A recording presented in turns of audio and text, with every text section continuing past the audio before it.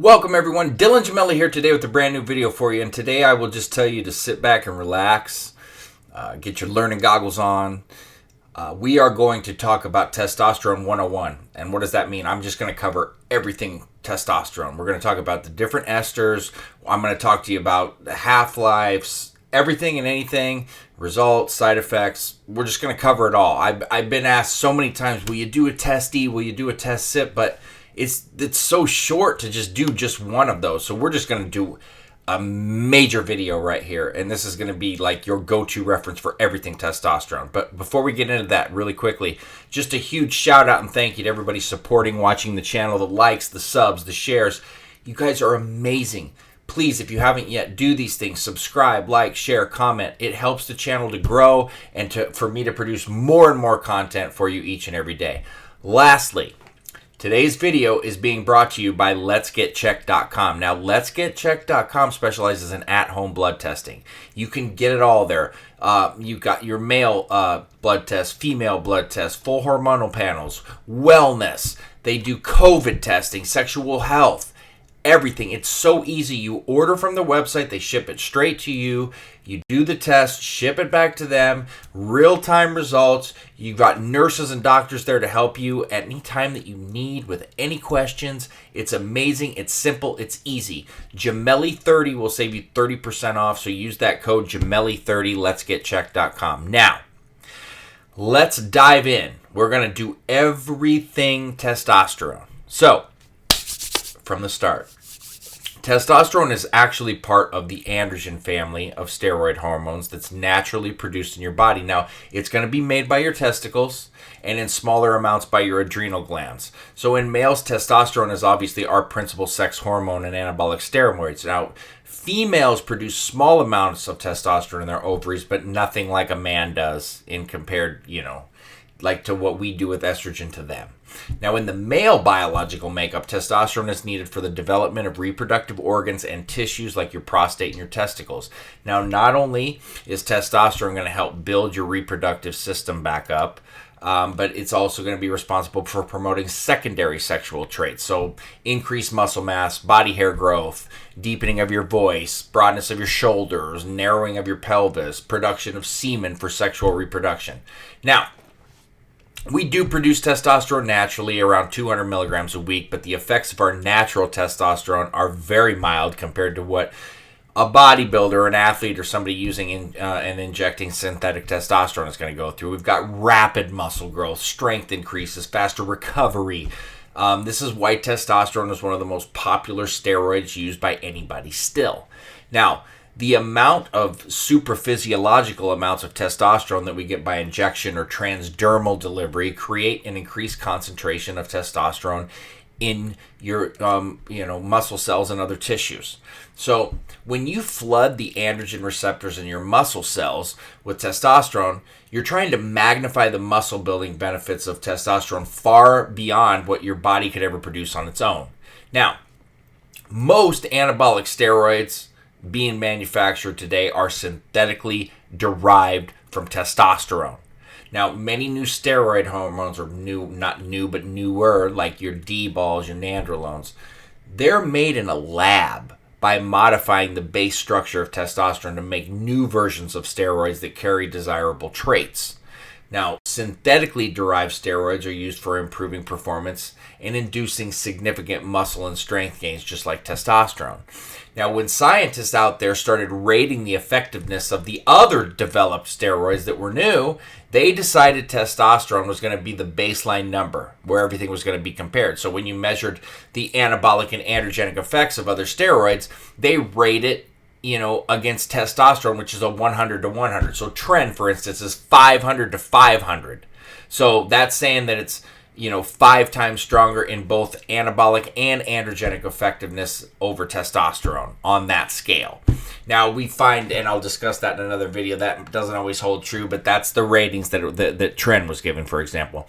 Now, testosterone is available in human-grade pharmaceutical, terms, but it's also on UGLs, which are underground laboratory brands, where people make them on their own. And it comes in base form without an ester, making a water-based testosterone suspension, which needs to be injected every 6 hours. Now, this is really ideal for people that are subject to steroid testing. Now, there's multiple ester preparations I've talked about, like Testosterone, for example, and they're going to have anywhere from your short propionate ester to your long undecanoate version. And not only does testosterone come in different esters, but some preparations like Testosterone 250, like I was just talking about, where you're combining different esters. But I'm going to get into all of the esters shortly here for you, and we're going to break those all down into nice detail too. Now, let's talk about injecting. You got to pick a good injection site for your testosterone shot. You don't want any pain. You don't want any infections. Now, base testosterone suspensions or shorter esters like propionate, they're going to have more pain when you inject. So you don't want to inject in sensitive muscles like your biceps or your quads. You got to be careful there. You should probably go where it's larger and doesn't have like a really high concentration of nerve endings and tendons.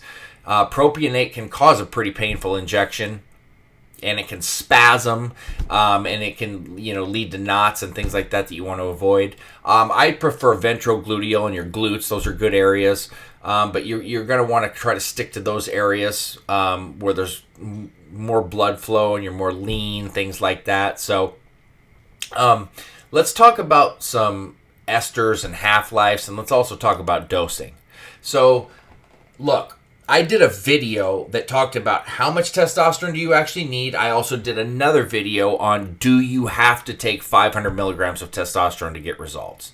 No, you do not. All right, you do not. I don't have an issue with people running 500 milligrams of testosterone. I don't think that it's necessary to go any higher. In all honesty, I don't see the reason or the point. For me, testosterone is the backbone of your cycle. You should use it, I believe, in every cycle. I don't like oral-only cycles. To each their own. I have no issue because you still can get results that way. I'm just saying my preference, and I've gotten into that for a decade on why I don't prefer the oral-only cycles, but that's an entirely different topic. But I don't think there's a need to go berserk with testosterone and use a gram like I see people using, or 750 milligrams. Let it be the backbone like it's meant to be, and let the other compounds shine and feed off of the testosterone dose. That's my way, or my preference. So when I talk about testosterone dosing, I generally recommend 350 milligrams up to 500 milligrams, depending on the user. Like, one of my personal, and this is only personal, one of the other reasons I don't like it high for me, even up to 500, because I'm so estrogen prone and I don't want to deal with it.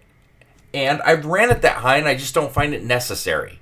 So that's just something to keep in mind. 350 to 500 milligrams, I don't see any reason to go longer than 12 to 14 weeks unless you're on TRT and things of that nature.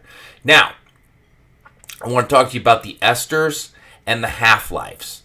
Now, we're going to start with methyl testosterone. The active half-life here is only 6 to 9 hours. Why? Well, it doesn't have an ester. It's methylated for oral use, and it's really the oldest oral steroid that's ever been made. It literally, you go back, it's like the first oral steroid ever made.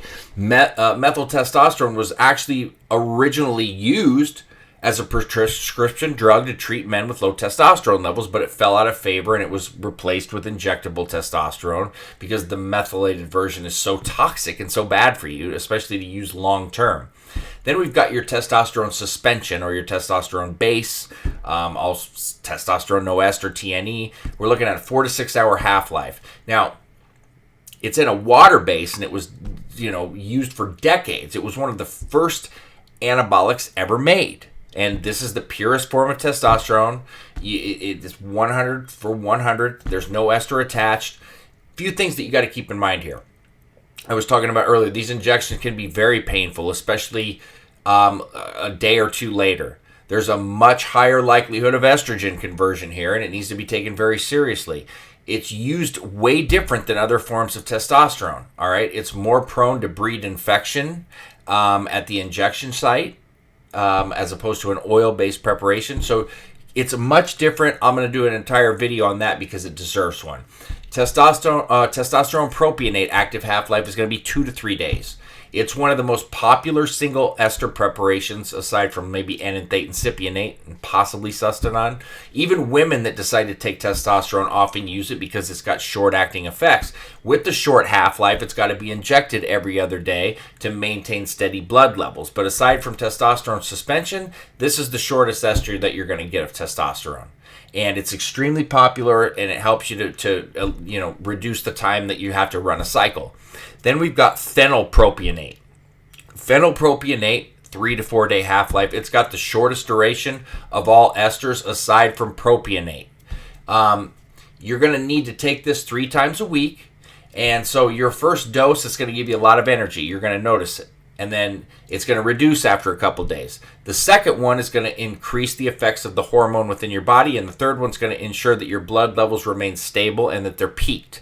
So you might be able to get away with 2 injections per week, but I think that your best bet is to stay every other day, at least 3 times a week. It's a good protocol to follow.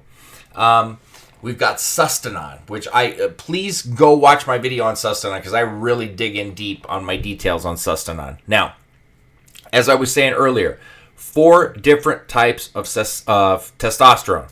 So you've got 1 250 milligram dose. Generally, you're going to see sus 250. All right. So what does that consist of? You got 30 milligrams of testpropionate, 60 milligrams of testosterone phenylpropionate, 60 milligrams of isocaproate, and then 100 milligrams of decanoate.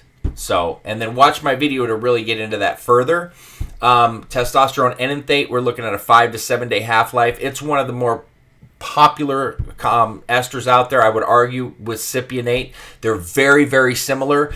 Enanthate's just got a slightly shorter half-life, and so you really want to go twice a week with it. I don't like once a week with it for blood stability purposes, but it's one of the most commonly used esters out there, aside from the next one, which is cypionate. This is the one I always use, and it's mostly prescribed for TRT. 6 to 7 day half-life. You can go once a week with it.